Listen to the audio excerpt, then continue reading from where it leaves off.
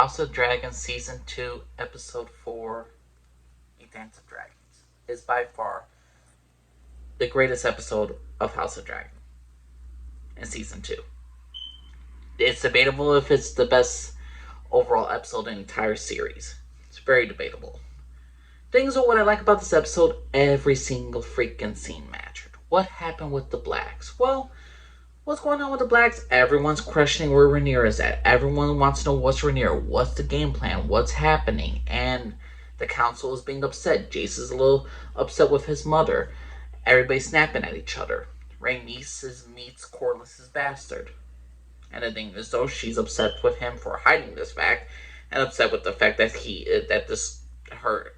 technically Corlys's son should be raised a highborn, not should be as a bastard, not should be working at the low tides. The thing is, though, Corlys doesn't really want to talk about it with her. The thing is, though, RT comes back just in time to tell them that she's gonna now fight. There's no more stuff. She told her entire council that she went to see Alicent. That is no good. War's on. We're gonna go to war. We're bringing our dragons. She sends Rhaenys to Rook's Rest. That's where Criston Cole is attacking, and she's trying to get this done. The thing is, also, she tells Jace, her heir, the Song of Ice and Fire, the one she was telling to Viserys. The one that Viserys told her, she's now telling to her heir, Jace, because she trusts him. Love that scene. Love that moment. And it interlines well with everybody preparing for the Battle of Rook's Rest, and she's integrating the prophecy, or telling Jace about the prophecy and what it matters to be a ruler. Really love that scene with Rhaenyra. The Greens, however, a lot more is more devoted to the Greens, and please, for the love of God, get Jace some more development. The Greens, what's happening? Cole is shattering castles. He has won. He took two castles, two houses, two lands with no real penalty, because the fact is, thanks to Daemon. Oh, what happened?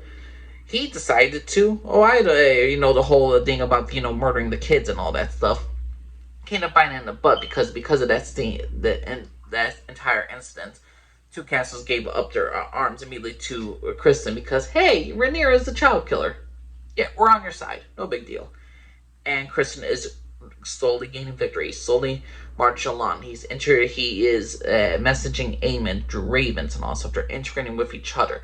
They're talking with one another. They have a plan to go to Rook's Rest to cut off Rhaenyra by land from the entire thing. Aegon is being dismissed by the council. No one's really listening to him. Aemon's underlining him in High Valyrian, which Aegon cannot speak clearly. Aegon is frustrated. He wants to go to war. His mother belittles him privately. Says, you have to do nothing. You should do what you're expected, which is nothing. And the thing is, though, that's going to be a big penalty for Alicent. Alicent, during this episode, we find out that she's taking some tea because she might be pregnant with Criston's baby, and she doesn't want to have it. And, Larys is up to his old usual tricks and all that stuff. He's talking to Alicent. He's looking at Aegon, and when he admits, he's looking at Aegon and Aemon when Aemon admits that him and Cole have been talking to each other privately about what to do in a war. So, and that's not helping Aegon paranoia at all. So, overall, the green side of things before the battle starts, great stuff. The thing is also what's going on with Daemon, because Daemon's his own separate character. I don't even call him in the Blacks right now. He's still in Harrenhal. He's still getting haunted. We see him beheading a young Rhaenyra. He is haunted by seeing his second wife, the mother of his two daughters, Baela and Rhaena. He sees a regular girl pouring wine. He sees his second wife. We don't know if this is what he drinks, because we're introduced to another character, Alice Rivers, who is a bastard of the Strongs.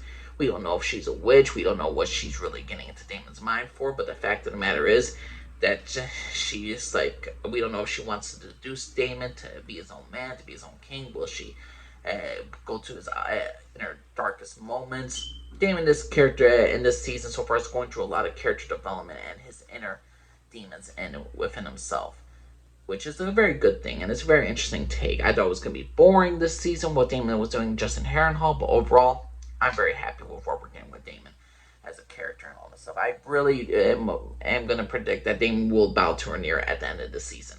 Guaranteed. He'll go to her, he'll keep her calm, and then not keep her calm, but he'll go to her and reassure her that I am on your side. This is a new plan. I fully expect Daemon to fully go back to Rhaenyra. He will not give in to his inner dark desire. This is going to be Daemon just have an inner turmoil within himself, and which is a great thing.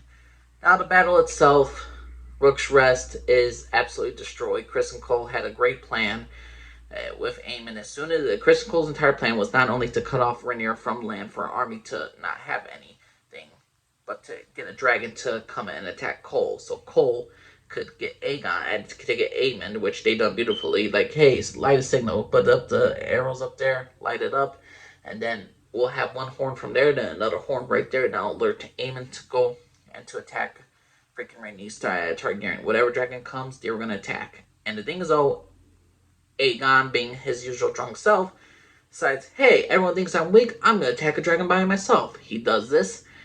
Aemon waits. He sees his brother flying. He lets his brother attack Meleys and Rhaenys. And the thing is, though, ultimately it backfires. Aegon's barely holding his own. And Aegon is trapped with Rhaenys' dragon. They're fighting it out. And Vhagar comes along and burns both of them. And freaking Aegon is burned to a crisp. Criston's trying to get to him. He gets knocked out a bit. And at the end of the day, Aemon kills Rhaenys. R.I.P. my favorite female Targaryen. Rhaenys Targaryen absolutely is a great character. She is easily my favorite female live-action Targaryen. I like her a whole lot better than Rhaenyra. I like her a whole lot better than Dany. She was cool, calm, collected. If she was an actual freaking person to be on an Iron Throne, she would probably be just like the second best. I would even say if she was given a chance, she could have been as great as Aegon the Conqueror. That's how good she was as a character. The fact that she went on her own way, trying to save the battle, trying to go all out there to end the war, fantastic for her. Granted, it was never gonna, if she retreated, people say, oh, she could have retreated. No, she could not retreat. If she would have retreated and the allies are there, who's gonna stand with Rhaenyra if all the dragons flee when Vhagar's around? Who's gonna stand by her? Yes, they might win the war, but how many rebellions will have Rhaenyra and Rhaenys? The future consequences of the Blacks not defending their allies, it's just horror. It will be a horrible PR, and it will just make everyone say, okay, when they're off the dragons, we're gonna kill them. Rhaenys had to do it. Absolutely, she had to fight to the death, and she died. Looking forward to the next episode. Overall, every single thing was really well done. The Blacks were interesting, the Greens were interesting, their character dynamics were interesting. I just want more development for certain characters. Can we see Daeron? Can we know if Maelor exists? Can Jace actually get a little bit more character development? Hopefully the next episode they will develop it, since they have a good reason to develop the Blacks a bit more. With Rhaenys Stein, we could develop Corlys, we could develop Jace, we could develop Baela. Let's develop these Black characters, because right now they're just being very dimensional. They're one-dimensional. They're not just like, yes, mother, I will do this. Yes, my queen, I will do this. Yes, my queen, I will do this. It's just that. There's no really interesting things about them. If I'm looking at Jace, Baela, Rhaena, Joffrey, Luke, all of Alicent's kids are above them. All of them. All of them are more interesting. Larys is interesting as a character. Criston's an interesting character, no matter what people hate about him. The Blacks need to be more integrated. I'm really looking forward to also Corlys Velaryon's bastard. Alice. Or what was his name? I'm forgetting his name. Alice the Whole. I'm forgetting his name. Corlys' bastard son. Or two bastard sons. I want to see development from them. I want to see more integration for the Blacks. I want to see them actually have character development, because there's only so much you could do. Now Rhaenys is gone. You got to build up more of the characters of the Team Black side. Please know what y'all think, everybody, of this entire episode. Do you think it was a great episode? Do you think this was a terrible episode? Please know what y'all think. Angel Lee's for everybody. Bye bye.